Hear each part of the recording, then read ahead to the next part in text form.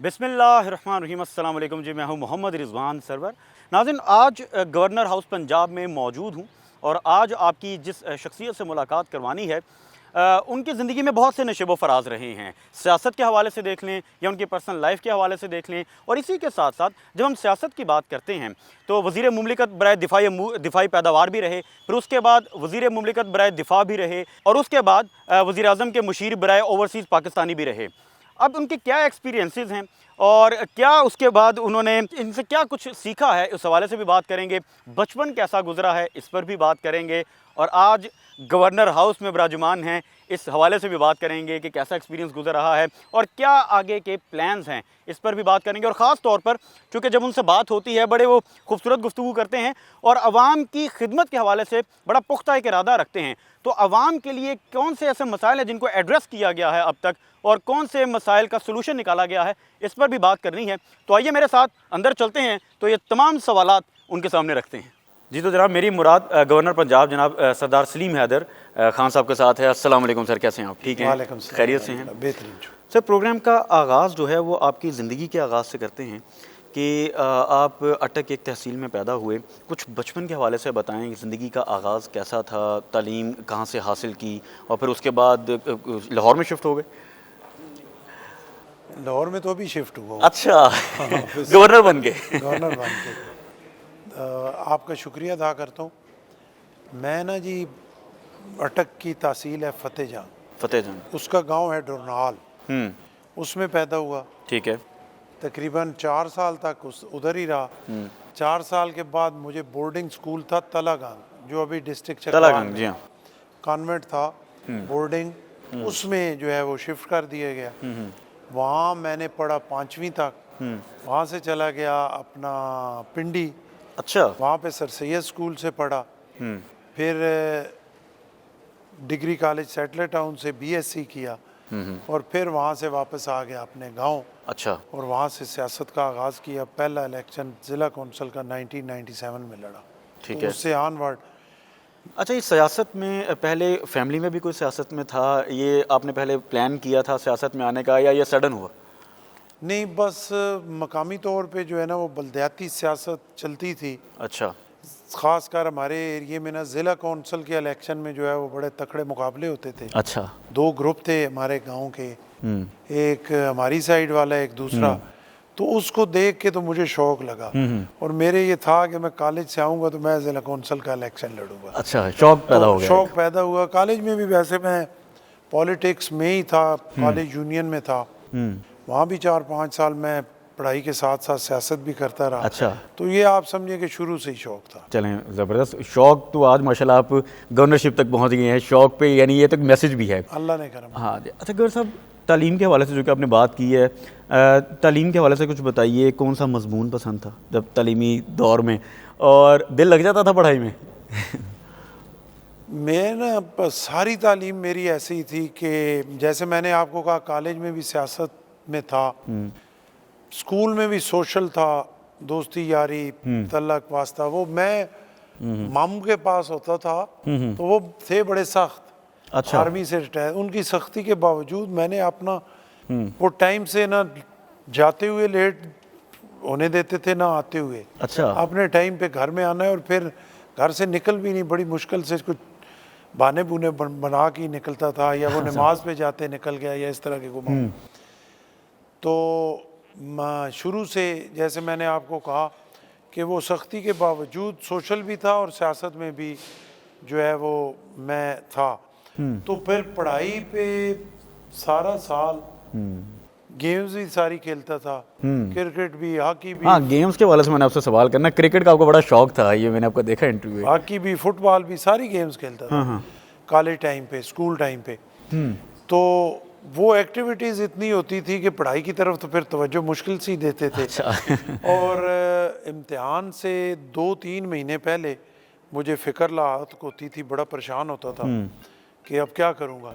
वो 2-3 महीने में पढ़ता था, और अल्लाह करम करता था कि किसी क्लास में कोई रुकावट नहीं हुई, और 1 गो में ही अल्लाह जो है वो कामयाबी देता रहा। चलें, ज़बरदस्त। यानी इम्तिहान जब करीब आते थे تب آپ پڑھائی کرتے تھے کوئی بچپن کا ایسا واقعہ گورنر صاحب جو آپ کی زندگی میں یا یوں کہہ لیں کہ جس کا بڑا گہرا اثر آپ کی زندگی پر رہا اور جو آپ کو یاد آتا ہے اب اور اکثر یادوں میں رہے ہو؟ چھوٹے چھوٹے واقعات، کوئی ایسا خاص ایسا مین نہیں ہے جو میں کہوں کہ اسٹرگلنگ ٹائم کا کچھ ہو؟ جس کی وجہ سے جو ہے وہ مجھے کوئی اپنا چینج، اسٹرگلنگ ٹائم تو پھر جب میں واپس آیا کالج سے تو سیاست میں آیا تو وہ اسٹرگلنگ ٹائم تھا، کیونکہ 97 میں ضلع کونسل کا لڑا. اچھا.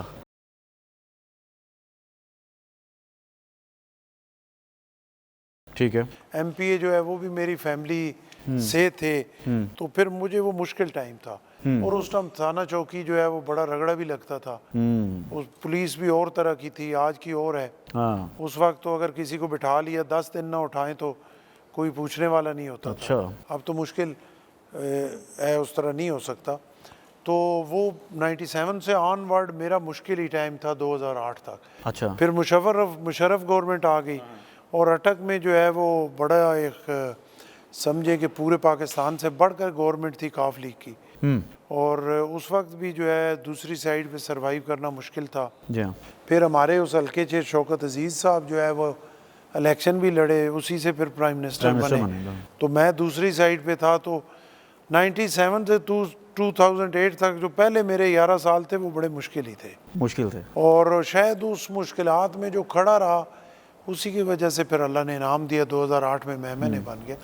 میرا قد کاٹ، میرا لیول، میرا بیک گراؤنڈ اس کا نہیں تھا جہاں پہ اللہ نے مجھے یہاں پہ پہنچا دیا. چلیں اچھی بات ہے. تو آپ کی عاجزی ہے. پیپلز پارٹی کا آپ نے ذکر کیا، پرانی وابستگی ہے آپ کی پیپلز پارٹی سے. کیا وجوہات کیا ہیں کہ صرف پیپلز پارٹی ہی کیوں؟ دیکھیں بات یہ ہے کہ پہلے تو جو میں پیپلز پارٹی میں آیا تو کالج ٹائم میں ایم ایس ایف کے ساتھ تھا. اچھا. مسلم اسٹوڈنٹ فیڈریشن، وہ تو نون لیگ کی ذیلی شاخ تھی.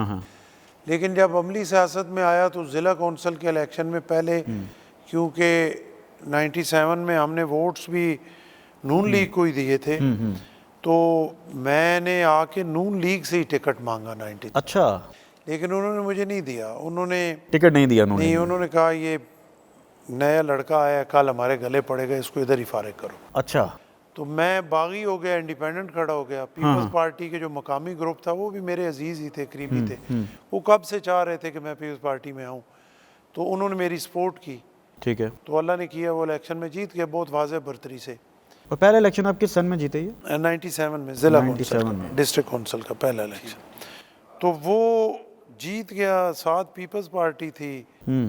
تو بس پھر جو پیپلز پارٹی کے ساتھ کھڑے ہوئے، پھر دیہاتی آدمی ہوں، وفاداری ہے اور رگوں میں جو خون ہے وہ بے وفائی کرنے نہیں دیتا. تو پیپلز پارٹی کے پاس کھڑے ہو کر بعد میں دیکھا کہ جو عزت کے لیے اگر سیاست کرنی ہے تو پیپلز پارٹی سے بہتر کوئی جماعت ہی نہیں ہے اب تک.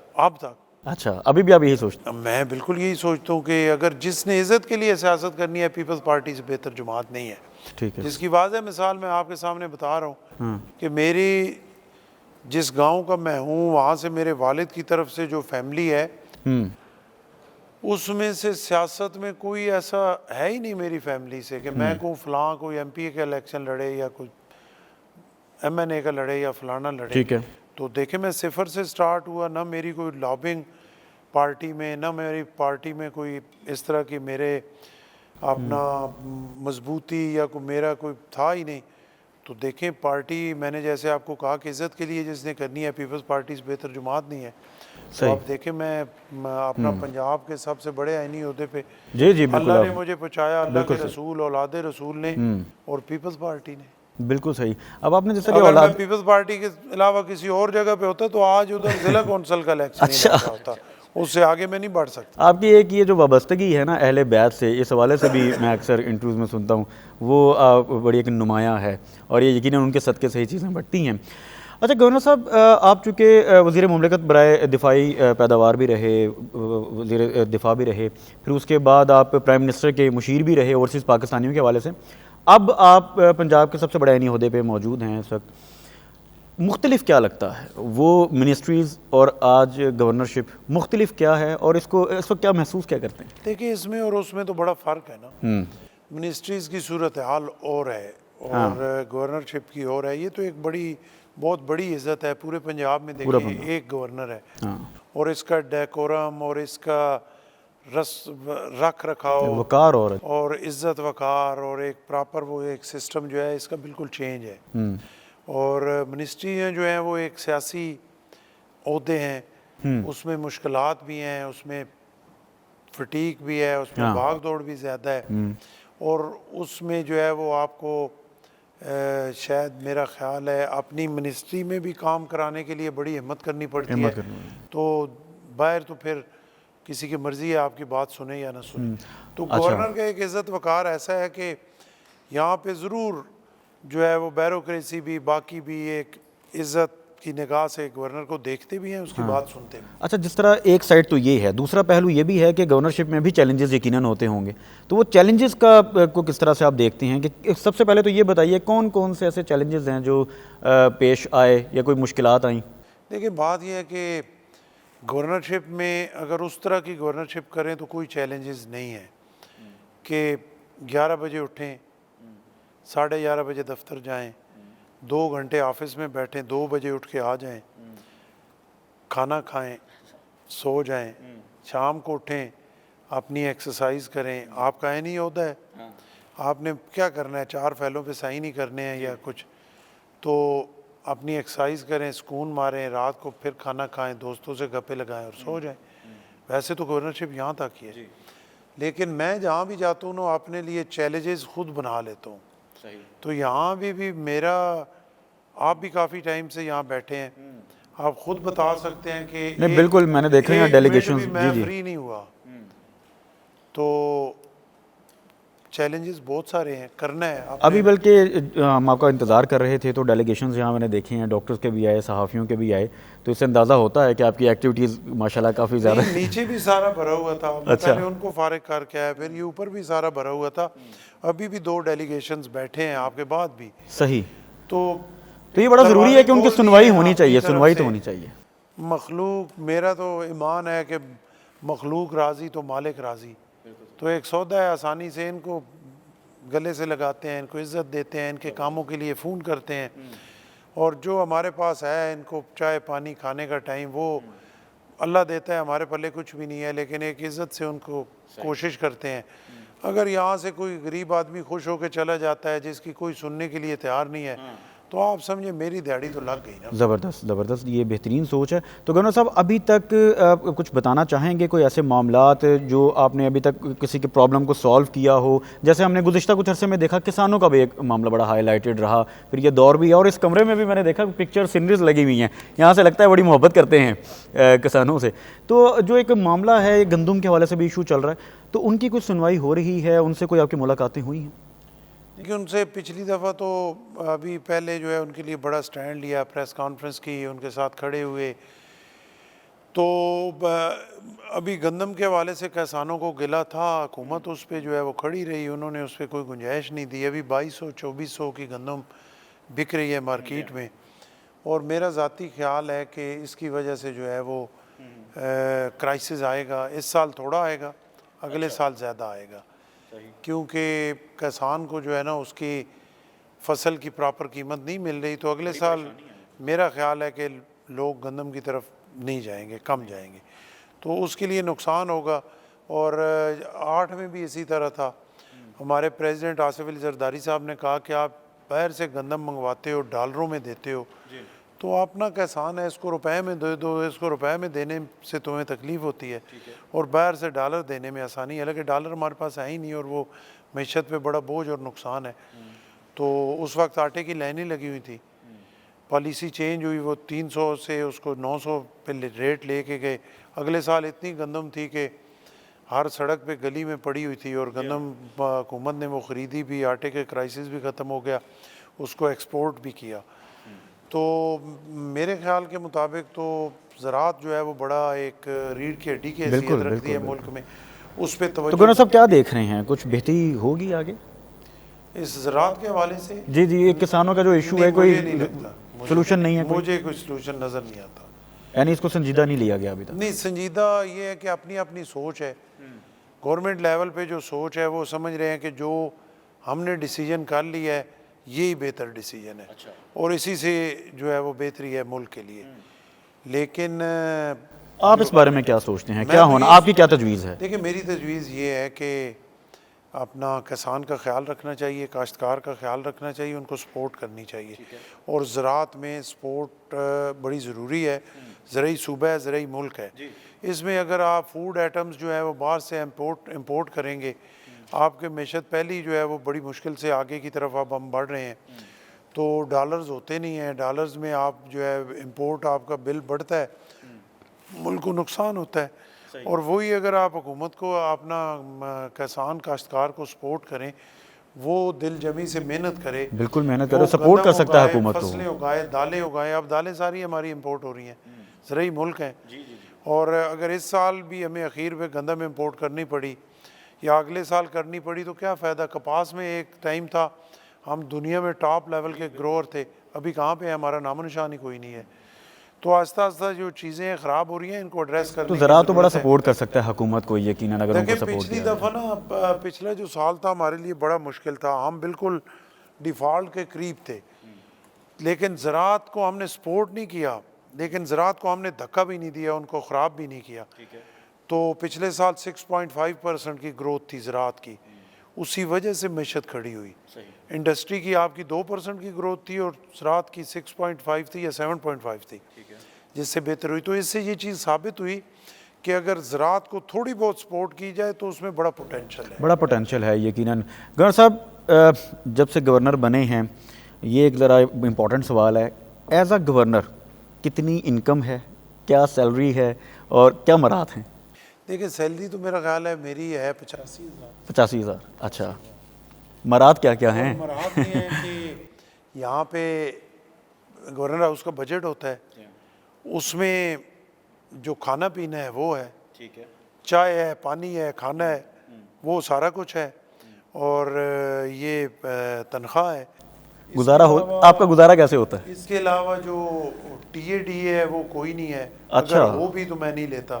گاڑیاں ہوں گی؟ میں منسٹری میں بھی جو ہے وہ ٹی اے ڈی اے نہیں لیتا تھا, کبھی میں نے نہیں لیا. اور ہاں گاڑیاں ہیں, ان کا تیل ہے, وہ ہے. تو جب گاڑیوں کا پیٹرول مجھے مل جاتا ہے, ڈرائیور بھی ہے, کھانا پینا بھی ہے, تو اور مجھے کیا چاہیے, میری تو اور کوئی ہے ہی نہیں. تو گورنر صاحب آپ کا اپنا, دوسرا ہاں جی بتائیں. یہاں پہ لوگ اتنے اس آفس سے محبت کرتے ہیں کہ اس کے بعد پھر بچہ ہے روٹی کپڑا اور مکان. مکان یہ اللہ نے دے دیا, اتنا بڑا مکان, اس اللہ کا شکر ہے. میں 24 گھنٹے سجدے میں پڑا رہا ہوں, اس کا شکر ادا ہی نہیں کر سکتا. لاہور میں اس طرح کا مکان کہاں ملتا ہے, آپ خود یہ ایک ہی ہے, یہ ایک ہی ہے, یہ اللہ نے دے دیا. روٹی بھی دے دی, کپڑے لوگ دے دیتے ہیں, جو آتے ہیں میں ان کو منع کرتا ہوں. اچھا, وہ تحفے میں آ جاتے ہیں. لیکن تحفے آتے ہیں. اب تحفہ جو ہے وہ تو اللہ کی طرف سے, ایک اللہ کے رسول کی طرف سے ہے, وہ لے کے آ جاتے ہیں, بنوا کے لے آتے ہیں, ویسے دے دیتے ہیں. تو پھر اس ٹائم واپس کرنا بھی مناسب نہیں ہوتا, کسی کا دل توڑنا. تو روٹی کپڑا مکان تینوں پورے ہو گئے تو پیچھے کوئی چیز بچتی ہی نہیں ہے, اور میری ضرورت ہی کوئی نہیں ہے. اچھا, میری کوئی لمبی چوڑی ضرورت ہے ہی کوئی نہیں. اچھا, تو بس اللہ کا شکر ہے. تو کاروبار آپ کا کیا ہے؟ سب سے بڑھ کے عزت ہے میرا خیال ہے, اس سے بڑھ کے کوئی چیز نہیں. بالکل بالکل بالکل. کاروبار کے حوالے سے کچھ بتائیں. کاروبار کے حوالے سے ایک تو میں ہوں اپنا ایک چھوٹا سا کسان ہوں, برانی علاقے میں زمیندار ہے, اس سے بھی اللہ کرتا ہے کہ میرا جو ہے وہ سال کا خرچہ نکل آتا ہے اس میں سے. اور ایک میرے والد کی زمین تھی, ابھی ظاہر میری ہے, وہاں پہ آئل فیلڈ ہے, اورینٹ پیٹرولیم لمیٹڈ اشوانی صاحب کی ہے. ٹھیک ہے. وہ وہاں پہ آئی ہوئی ہے, وہ میری زمین ہے, وہ رینٹ دیتے ہیں. اچھا. وہ یہ نہیں ہے, لوگ تو سمجھتے ہیں آئل میں بڑا وہ نہیں ہے, وہ مجھے 9,9200, دیکھیے اتنی سچی باتیں کوئی نہیں بتاتا, میں بتا رہا ہوں, 9200 پر کنال. اچھا, سال کا مجھے رینٹ دیتے ہیں. اچھا, اس میں زمین میری کافی ساری ہے. تو وہ ایک اماؤنٹ آ جاتا ہے جس سے میرا عزت پردے سے گزارا ہو جاتا ہے. اور وہیں پہ پھر میرا جو ہے وہ کانٹریکٹ بھی ہے, لیبر کانٹریکٹ اور چھوٹے موٹے کانٹریکٹس ہیں جو ایک پچھلے 30-35 سال سے چل رہے ہیں. ان سے بھی اللہ کرتا ہے کہ اتنا خرچہ پٹا مل جاتا ہے کہ میرا گزارا ہو جاتا ہے. تو اللہ کا شکر ہے, زیادہ خواہشات ہیں کوئی نہیں. اور اللہ کا کرم ہے عزت پردے سے گزارا بھی ہو جاتا ہے, الیکشن بھی لڑ لیتے ہیں. الیکشن میں بھی جو ہے وہ جب ایمانداری سے الیکشن آتا ہے تو الیکشن تو پارٹی کے لیے مجھے لڑنا پڑتا ہے, چاہے پنجاب میں جو بھی پوزیشن ہو سٹینڈ کرنا پڑتا ہے. تو الیکشن بھی اچھا لڑتا ہوں اللہ کے فضل و کرم. الیکشن میں پیسہ بھی بہت لگتا ہے. پیسہ لگتا ہے, میرے ایریے کے لوگوں کو پتہ ہے کہ الیکشن ٹھیک لڑتا ہوں. تو جب الیکشن آتا ہے, اس دفعہ جب الیکشن اناؤنس ہوا تو میرے اکاؤنٹ میں 25 لاکھ روپے تھا. اچھا. تو الیکشن اناؤنس ہوا, میں الیکشن لڑا بھی, بہترین طریقے سے لڑا بھی, اور مجھے پیسے بچ بھی گئے. اچھا. لوگوں نے 25 لاکھ میں سے آپ کے پیسے بچ گئے؟ نہیں, 25 لاکھ سے نہیں بچے, جو لوگوں نے دیے. لوگوں نے دیا. اچھا. گاڑیاں دی, سٹیکر دیے, پینافلیکس دیے. میں نے زندگی میں بہت سارے الیکشن لڑے ہیں, کبھی میں نے الیکشن میں کسی کو کارنر میٹنگ یا جلسہ کرانے کے لیے کرسیاں, ٹینٹ لوگ دیتے ہیں, لنگر, وہ پیسے میں نہیں دیتا. جو کرانا چاہتا ہے اپنی مرضی سے وہ کراتا ہے, شوق سے اس میں جاتے ہوں. لیکن میرے پاس آج تک میرے سے مانگتے بھی نہیں ہیں لوگ, سچی بات ہے. اس الیکشن میں میں نے ایک دن گنے تھے 42 میری کارنر میٹنگز تھیں, 42.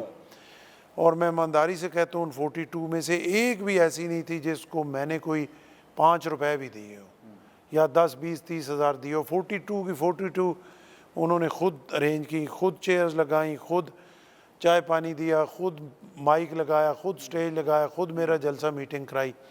تو وہ لوگ نہیں مانتے. پولنگ والے دن بھی کیمپ خود لگاتے ہیں. اچھا. گاڑیاں میں دے دیتا ہوں. ٹھیک ہے. تو میرے لیے, مجھے الیکشن میں یہ دوسرا تیسرا الیکشن ہے, مجھے بجائے لگنے کے پیسے بچ جاتے ہیں. لوگ جو سپورٹ کرتے ہیں. یہ تو گورنر صاحب ان کا رویہ الیکشن سے پہلے کا ہے, بعد کا کیا رویہ ہوتا ہے؟ چونکہ وہ امیدیں بھی بڑی وابستہ ہوتی ہیں.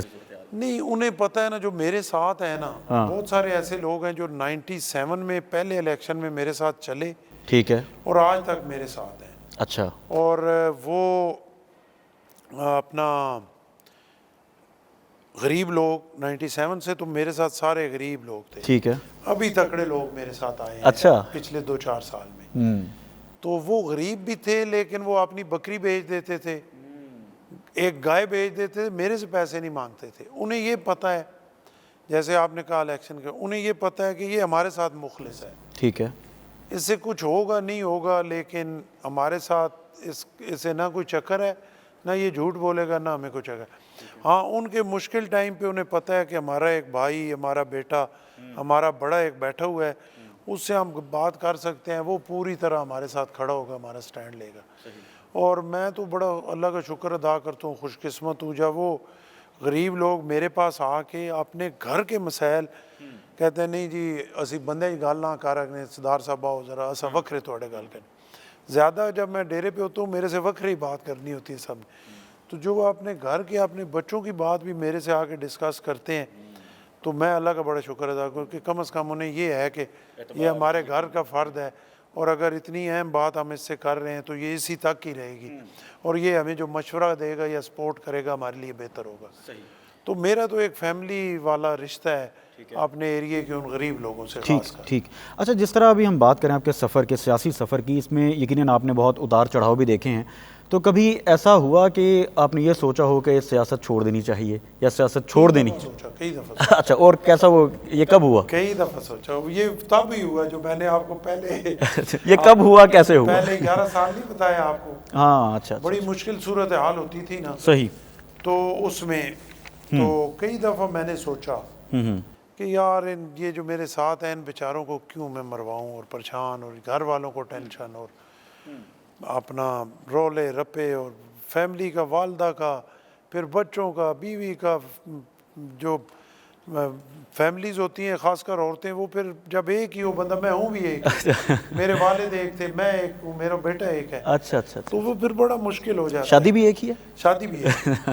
تو اپنا میں نے سوچا.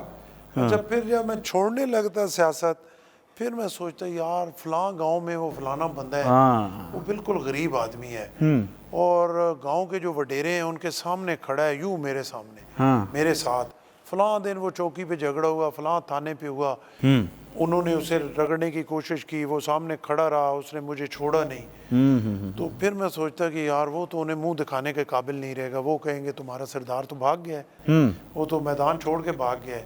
تو وہ لوگ کدھر جائیں گے؟ میں یہ نا حلفاً کہہ سکتا ہوں کہ میں نے سیاست صرف اس وجہ سے نہیں چھوڑی کہ میرے جو وہ لوگ ہیں نا وہ شرمندہ ہو جائیں گے کہ تمہارا بندہ میدان چھوڑ کے بھاگ گیا. تو انہوں نے اتنی ٹینشنیں بنا لی ہیں تو ان کے لیے بڑی شرمندگی ہوگی. وہ جو ان کی شرمندگی تھی اس کی وجہ سے میں نے تو یہ ایک وجہ ہے جس نے آپ کو سیاست نہیں چھوڑنی دی. بس یہی وجہ ہے. پاک بھارت کشیدگی یہ گزشتہ کچھ دن میں ہم نے جو دیکھا جو معاملات ہوئے، لیکن اس کے باوجود جو پاکستان نے اس دفعہ منہ توڑ جواب دیا، ہمیشہ کی طرح جو منہ توڑ جواب دیا اور تاریخ ساز جواب دیا، اور اس کا میسج صرف ہندوستان کو ہی نہیں بلکہ بڑی عالمی طاقتوں کو گیا. تو اس ساری صورتحال کے بعد اب جو ایک سچویشن ہے، آپ اس کو کیا دیکھتے ہیں کہ ہمیں اگلا لائے عمل کیا ہونا چاہیے عسکری سطح پر؟ ہمیں کیا کرنا چاہیے کوئی تاکہ آگے کے لیے چیزیں بہتر ہو سکیں؟